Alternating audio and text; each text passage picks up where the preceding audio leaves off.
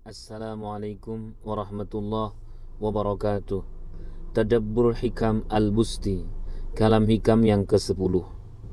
Bismillahirrahmanirrahim.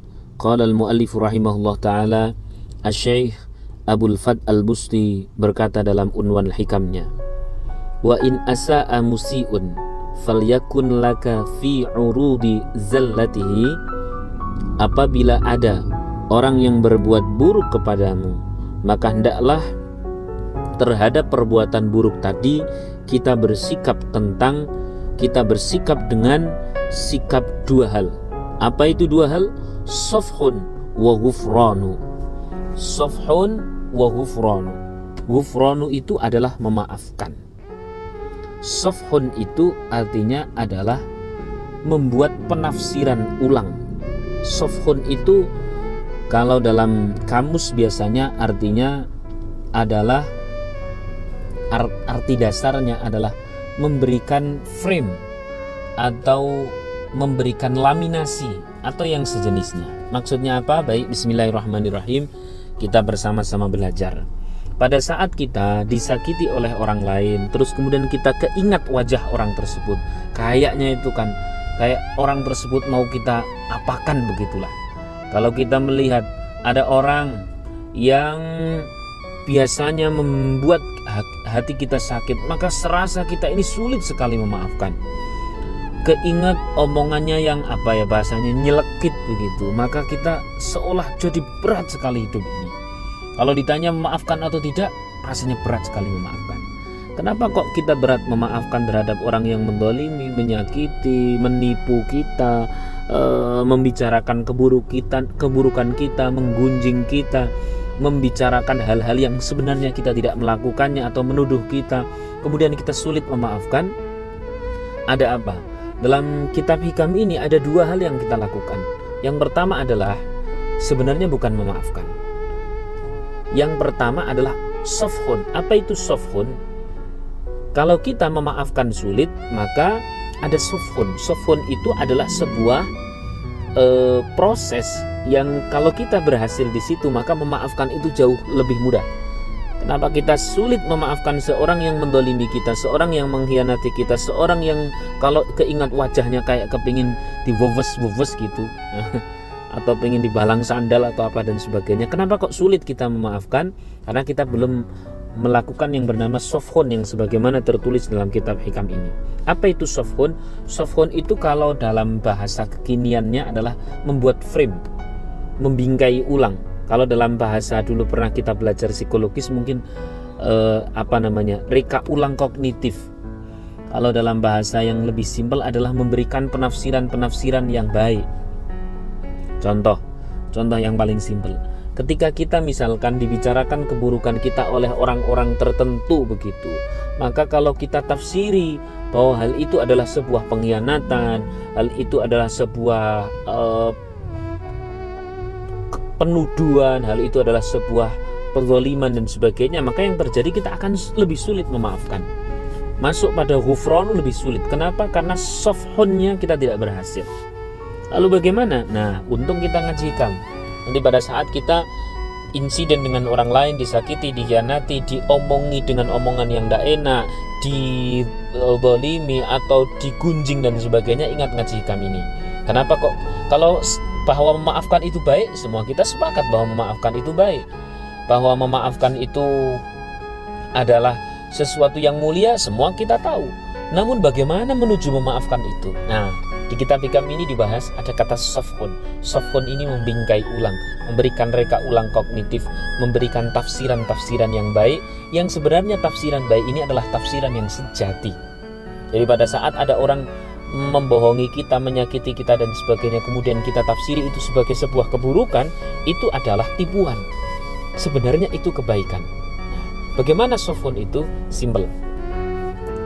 Semakin kita safhunnya berhasil, semakin kita membingkai ulangnya itu berhasil, semakin kita akan mudah memaafkan. Contoh, misalkan kita ini ada orang yang membicarakan diri kita, saya misalkan di sebuah tempat ada orang yang menggunjing saya dengan gunjingan yang buruk, dengan tuduhan yang buruk dan sebagainya. Maka tiba-tiba memaafkan memang sulit. Tapi kalau ada proses sofwonnya, saya maknai bahwa orang yang menggunjing saya itu Masya Allah, Alhamdulillah banget ya. Saya masih mau tidur, saya kadang-kadang tidak sempat memikirkan diri saya. Kok ada ya orang yang mau memperhatikan diri saya? Kok ada orang yang perhatian? Nah, kita menafsiri bahwa orang lain membicarakan kita adalah sebagai bentuk perhatian. Itu sofwon.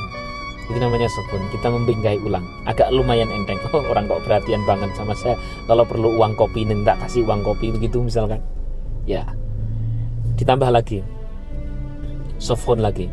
Sofwon ini adalah lebih hakiki, ya, lebih hakiki. Contoh, ini bukan mengayem-ngayemi, ini bukan just sekedar ngayem-ngayemi. Inilah bahwa inilah yang sesungguhnya. Contoh lagi. Ya Allah, orang-orang yang mendolimi saya, orang-orang yang menggunjing saya setiap hari, mendengki dan sebagainya, itu Masya Allah ternyata adalah orang-orang yang andaikan besok pagi saya mati dan malam ini saya sedang digunjing, sebenarnya orang-orang itulah yang penting sekali untuk ketika saya menghadap kepada Allah. Apa pentingnya? Jelas, kalau ada orang membersihkan rumah saya senang. Kacanya dilap, saya senang. Saya punya pakaian dicuci, saya senang. Saya punya lantai disapu, dibersihkan, saya senang. Membantu saya, senang banget. Saya pasti akan katakan terima kasih.